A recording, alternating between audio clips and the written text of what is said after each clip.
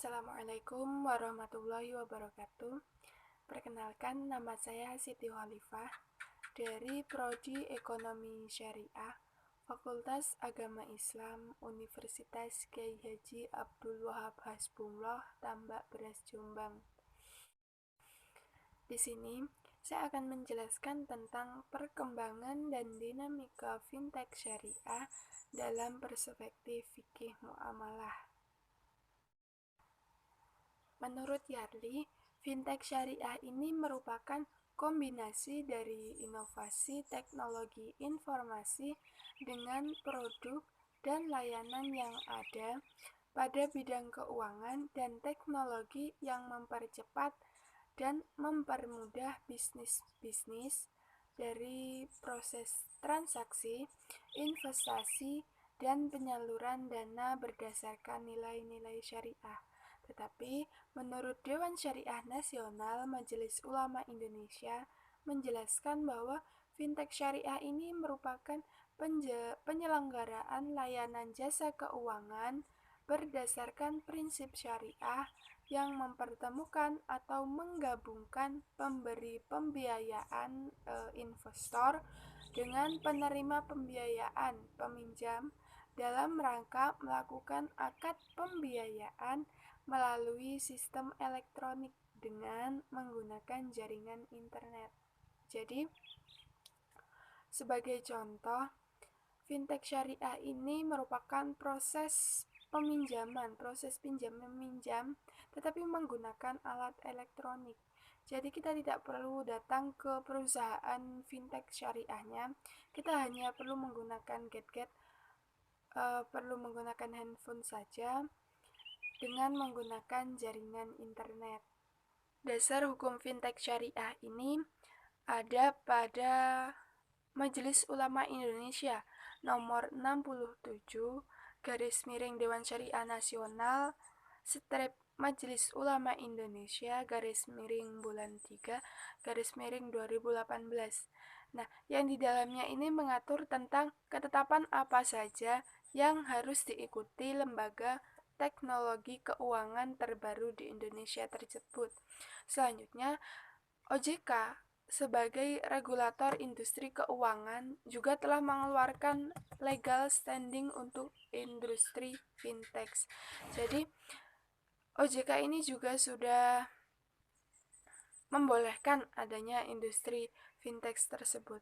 Selanjutnya, untuk payung hukumnya yaitu dalam bentuk peraturan Otoritas Jasa Keuangan nomor 77 POJK 01/2016. Nah, di situ tentang layanan pinjaman kepemilikan peer-to-peer lending atau P2P lending yang diterbitkan pada akhir Desember 2016. Ada banyak sekali akad-akad dalam fintech syariah. Ada akad al-ba'i, ada akad ijaro, ada akad mudorobah, ada akad musyarakah, ada akad qard, dan juga ada akad wakalah.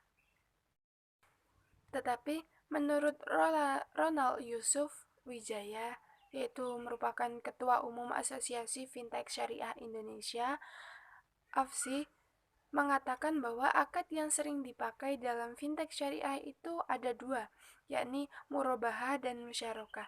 Mudharabah juga banyak yang menggunakan, tetapi tidak sebanyak murabahah dan musyarakah. Selanjutnya, jika kita kelompokkan layanan-layanan dalam fintech syariah ini ada 3 jenis. Yang pertama ada B2B, business to business, yaitu transaksi yang dilakukan secara elektronik maupun fisik antara perusahaan satu dengan perusahaan yang lain. Sebagai contoh, bukan perorangan, jadi perusahaan satu meminjam ke perusahaan kedua. Yang selanjutnya ada business to customer atau B2C. Yang ini merupakan bisnis yang merupakan layanan atau penjualan barang atau jasa kepada konsumen.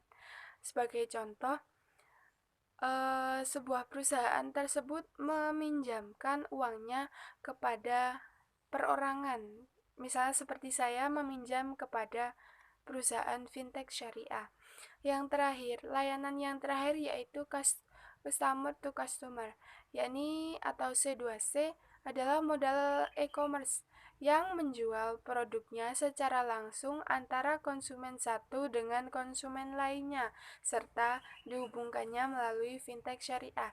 Jadi, perorangan, misalkan ada pihak pertama, orang pertama kepada orang kedua. Jadi, fintech syariah ini sebagai penjembatan antara dua pihak tersebut. Ada banyak sekali keuntungan atau manfaat di saat kita melakukan fintech syariah.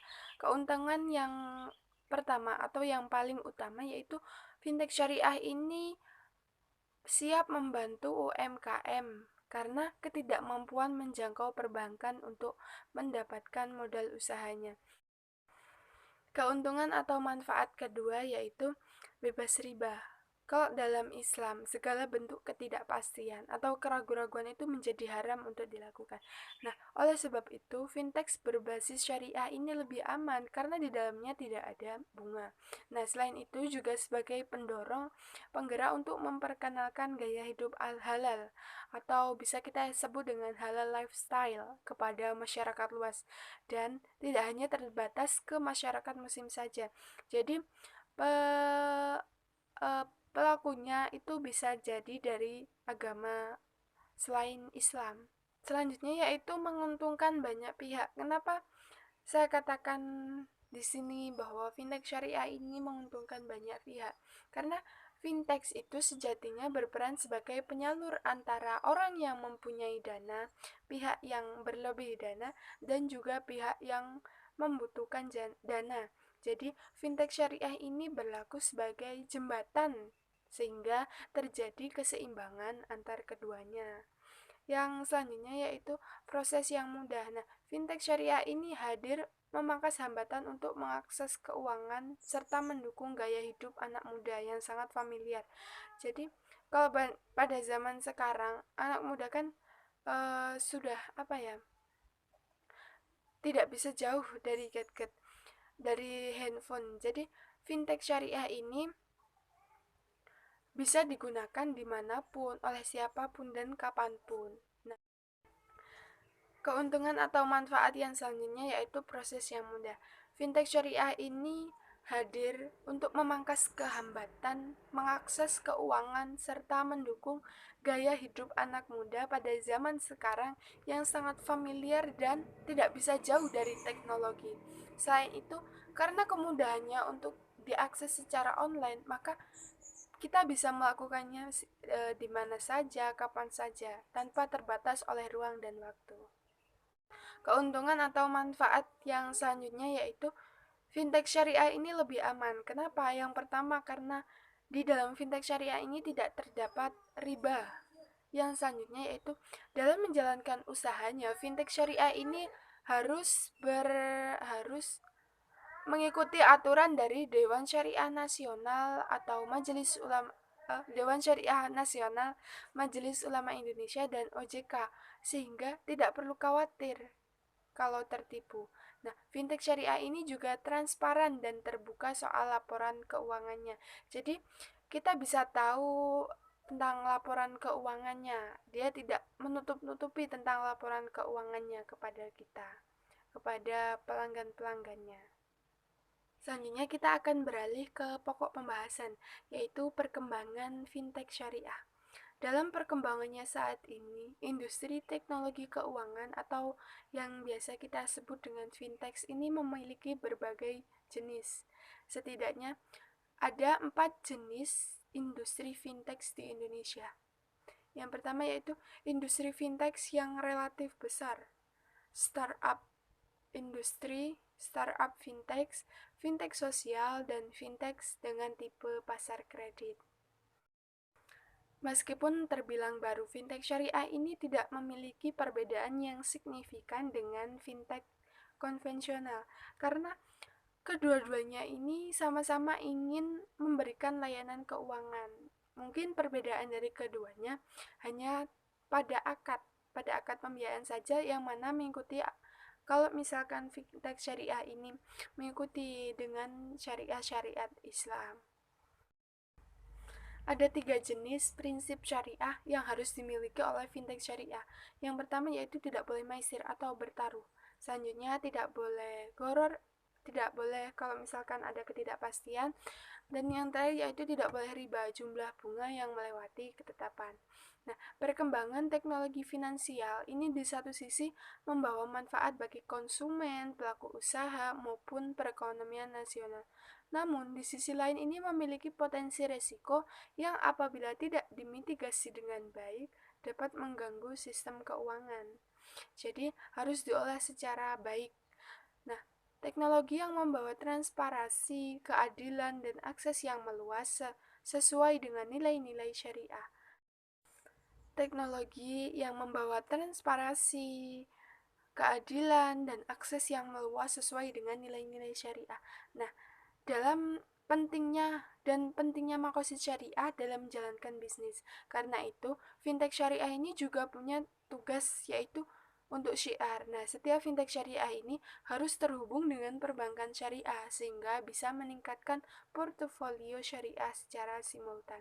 Untuk di industri halal, fintech ini bisa membantu pengusaha untuk mendapatkan pembiayaan yang selama ini rumit jika untuk diberikan. Selanjutnya yaitu tentang dinamika fintech syariah. Sesuai dengan fenomena dan penelitian terdahulu, serta data-data yang diperoleh, fintech syariah di Indonesia ini memiliki banyak sekali peluang dan tantangan. Yang pertama yaitu Otoritas Jasa Keuangan ini memberikan kesempatan bagi perusahaan atau pelaku fintech syariah ini untuk mendaftarkan secara resmi fintechnya di OJK. Namun di sisi lain, perizinan dan modal ini minimum pendirian fintech syariah, menyebabkan fintech syariah yang terdaftar di OJK ini bisa dibilang masih sedikit. Yang selanjutnya yaitu fintech syariah ini menyediakan kemudahan teknologi untuk kegiatan investasi dan donasi. Namun, masyarakat ini pengetahuannya masih sangat sedikit sekali untuk bagaimana mengoperasikan fintech syariah. Dengan adanya kasus dan fenomena fintech konvensional yang terjadi di masyarakat ini menjadikan anggapan bahwa mungkin saja fintech syariah ini tidak berbeda jauh dengan fintech konvensional karena pada saat ini banyak sekali fintech konvensional yang cara melayaninya itu salah, sehingga beberapa ada yang sampai bunuh diri para customernya, yaitu dia menganggap kejadian seperti itu mungkin saja fintech syariah ini sama saja dengan fintech konvensional, jadi nantinya akan merugikan diri sendiri. Yang selanjutnya yaitu masyarakat penduduk Indonesia ini eh, mayoritasnya kan memeluk agama Islam. Nah, saat ini ada lebih dari 207 juta muslim di Indonesia. Namun di sisi lain, masyarakat yang menguasai akad transaksi berlandaskan prinsip syariah ini masih sangat sedikit sekali. Nah, yang terakhir yaitu terbukanya peluang masuknya perkembangan teknologi di Indonesia, namun membuat persaingan teknologi masa depan semakin pesat. Mungkin hanya ini yang dapat saya sampaikan. Saya akhiri. Wassalamualaikum warahmatullahi wabarakatuh.